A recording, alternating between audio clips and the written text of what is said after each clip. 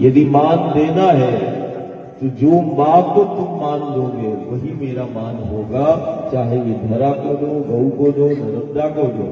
और यदि तुम्हें देखना है मुझे तो तुम्हें देखना होगा इन वृक्षों में, इन पेड़ों में।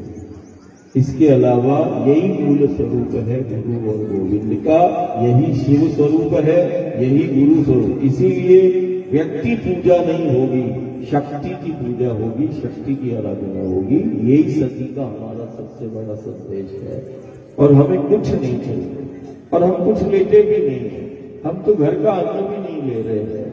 तो ये तुम कल्पना करो कि तुम्हारे गांव घर में फिर कौन बैठा है। हमें औपचारिकता नहीं चाहिए।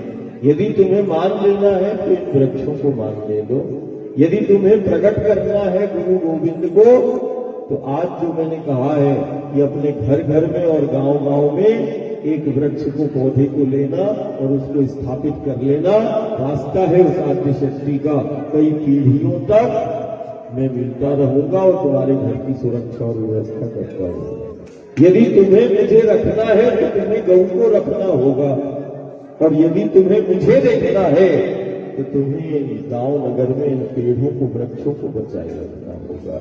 यही हमारा स्पष्ट संदेश है। हम अलग से कोई मान नहीं लेंगे। बढ़िया सेवा करो उस मां की, और जो सेवा से जुड़ा है समझना वो दादा से जुड़ा है। गौ की सेवा से जो जुड़ा है, गंगा नर्मदा की सेवा से जुड़ा है, पेड़ पहाड़ों की जो निकटता में है, जो पेड़ पहाड़ों को पूज रहा है, समझना कि उसने दादा को पूज लिया, उसने गुरु गोविंद को पूज लिया। हम अलग से कोई भी सेवा नहीं लेंगे। हम जो कारण से चले हैं, हम गांव नगर को उस पर चलते हुए देखना चाहते हैं। ये हमारी खुशी है, यही हमारी प्रसन्नता है। और कोई दुनिया में ऐसा द्रव्य पदार्थ, साधन, संसाधन नहीं है जो हमें खुश कर ले। तुम तो मां की निकटता में जाओ, तुम तो गौ, गंगा, नर्मदा और इन पेड़ पहाड़ों को पूजो। हम तुम्हें देखेंगे इनको पूजते हुए तो हम प्रसन्न हो जाएंगे। कारण मूल स्वरूप यही है ना। और बढ़िया अच्छा, चाहे पीड़ित मानवता की सेवा हो, घर परिवार की सेवा करो, गौ की सेवा करो और गुरु गोविंद को प्रकट करो, है ना। ये हमारा सब घर परिवार से प्रार्थना है। औपचारिकता नहीं करना है, जिस कारण से गुरु गोविंद आता है। देखो हम वायु पर चलते हैं, जल में रहते हैं।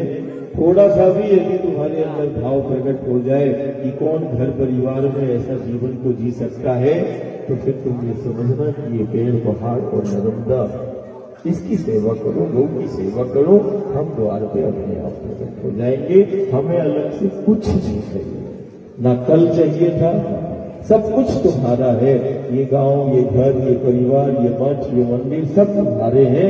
हम तो सिर्फ भाव से आ जाते हैं और थोड़ी दिन हम बैठते हैं, फिर उसमें चले जाते हैं।